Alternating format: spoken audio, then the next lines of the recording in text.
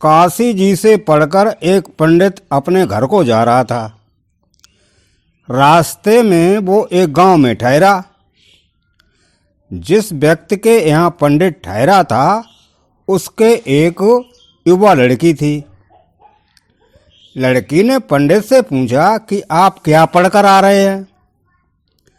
तो पंडित बोला कि मैं वेद शास्त्र पुराण सब पढ़कर आया हूँ। कोई ऐसी विद्या बाकी नहीं रही जो मैं नहीं जानता हूँ। लड़की ने पूछा कि आपने त्रिया चरित्र पढ़ा कि नहीं?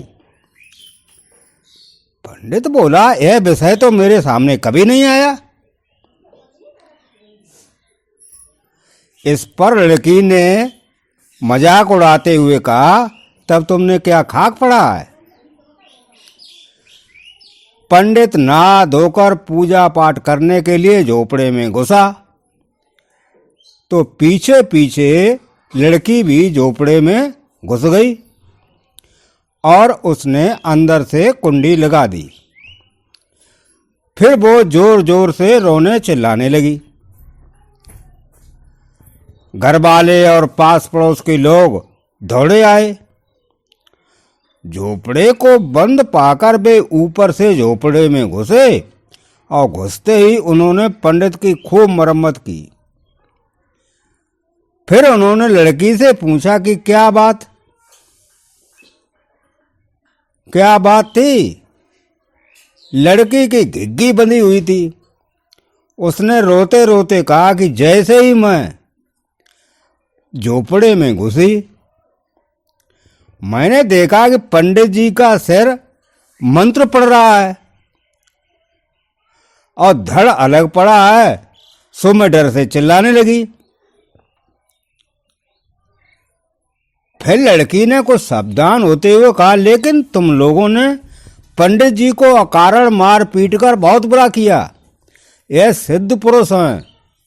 यह चाहे तो गांव भर का अनिष्ट कर सकता है। अतः पंडित जी को भेंट देकर और प्रार्थना करके प्रसन्न करना चाहिए। सब लोग डर गए और पंडित जी को भेंट पूजा शुरू हो गई। उनके सामने विविध प्रकार की चीजों का ढेर लग गया। जब सारे लोग चले गए तो लड़की ने पंडित जी से कहा कि अब तुम फौरन यहाँ से चल दो। पंडित बोला कि तुमने यह त्रिया चरित्र तो बताया ही नहीं, वो बतला दो तो मैं चला जाऊं। इस पर लड़की बोली कि तुम निरे भोंदू रहे, मैंने अकारण ही तुम्हें पिटवा दिया और फिर उन्हीं पिटवाने वालों को मूर्ख बनाकर तुम्हें इतना सामान दिलवा दिया, तुम्हारी पूजा करवा दी। यह त्रिया चरित्र का एक सबक है। अब तुम यहाँ से चले जाओ। पंडित भी जान गया कि वास्तव में यह विद्या तो बहुत बड़ी है। मारवाड़ में अक्सर अकाल पड़ते ही रहते हैं। सो एक बार अकाल पड़ा। एक बार जब अकाल पड़ा तो गांव का बनिया शहर में आकर एक सेठ के बेटे से अपनी बेटी की सगाई कराया और सेठ से रुपए ले आया। लेकिन वास्तव में बनिए के कोई बेटी थी ही नहीं।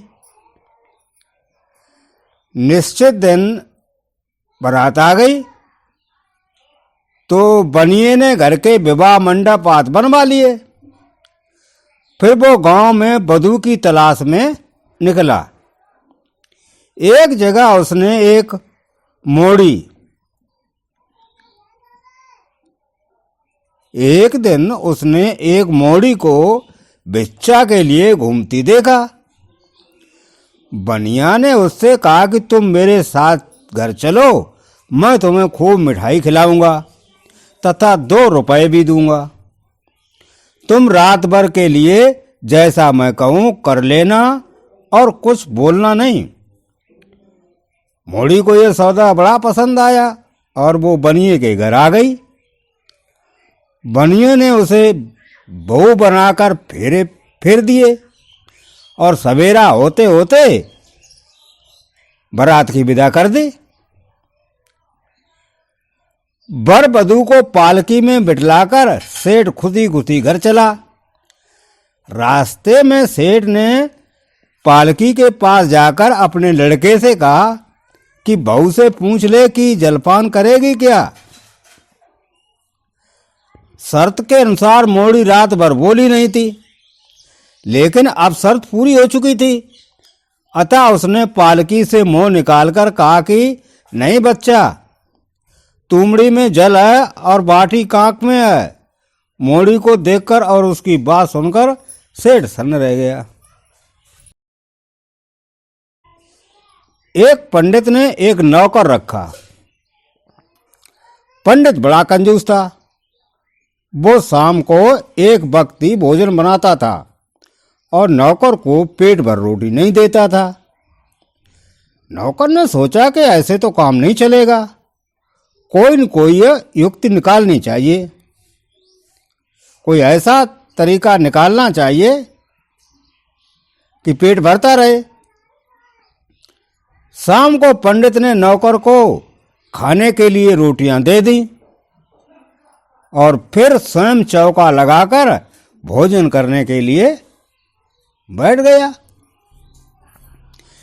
इतने में सांप सांप करके नौकर चिल्लाया और उसने अपनी रोटियां जानबूझकर पंडित के चौके में फेंक दी। पंडित बोला, नालायक, ये क्या किया? तूने मेरा चौका बिगाड़ दिया, अब मुझे भूखा ही रहना पड़ेगा। यूं कहकर पंडित ने अपनी थाली नौकर को दे दी कि ले, ये रोटियां भी तू ही खा ले।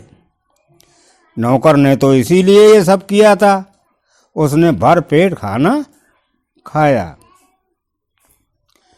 दूसरी शाम को पंडित फिर चौका लगाकर जीमने बैठा तो नौकर ने जाकर पंडित जी के पैर पकड़ लिए और उनसे क्षमा याचना करने लगा कि पंडित जी, मुझे क्षमा कर दीजिए, मेरे कारण आपको दिन भर भूखों मरना पड़ा। अब नौकर चौके के अंदर आ गया था, इसलिए पंडित जी का खाना खराब हो गया।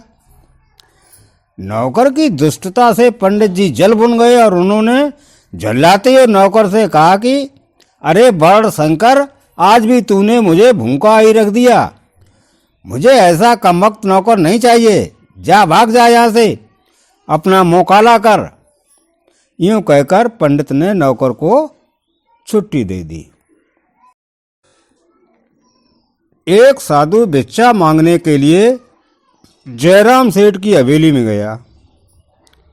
सामने ही जयराम सेठ की बहू बैठी थी। साधु बोला, जयराम की माई चून घाल। ने जयराम की माई चून ले आ।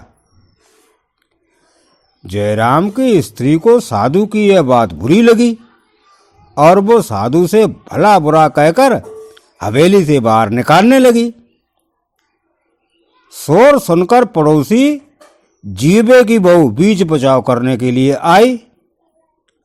उसने जयराम की बहू से कहा कि बेचारे साधु को क्या पता था कि तुम्हारे पति का यह नाम है, इसने तो यूं ही कह दिया।